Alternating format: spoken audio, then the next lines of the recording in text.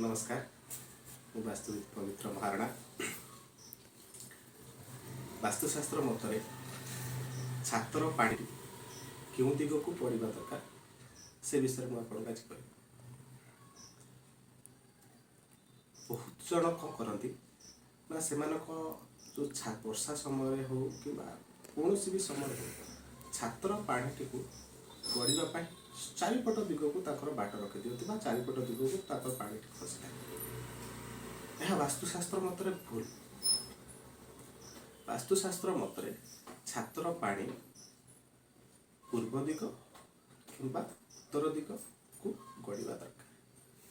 ता मतरे संपूर्ण जदि मत देखा से पानी ईशान कोण को गढ़ले भल। आ जदि पानी ईशान कोण को गढ़ुची से पानी को आपण कौन पाइप द्वारा जदि भूतल को दे पारुचंती बा भूमि भीतर को दे पारुचंती तेबे ता बहुत शास्त्र मतरे से घर उपर बहुत भल प्रभाव पड़ता है। से घर लोक बहुत शांति अनुभव करता तार उन्नति बहुत भल भी होता है।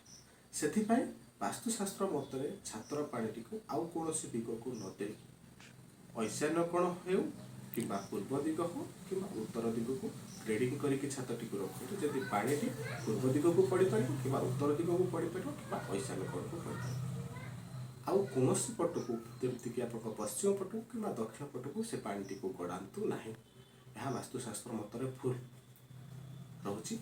नमस्कार।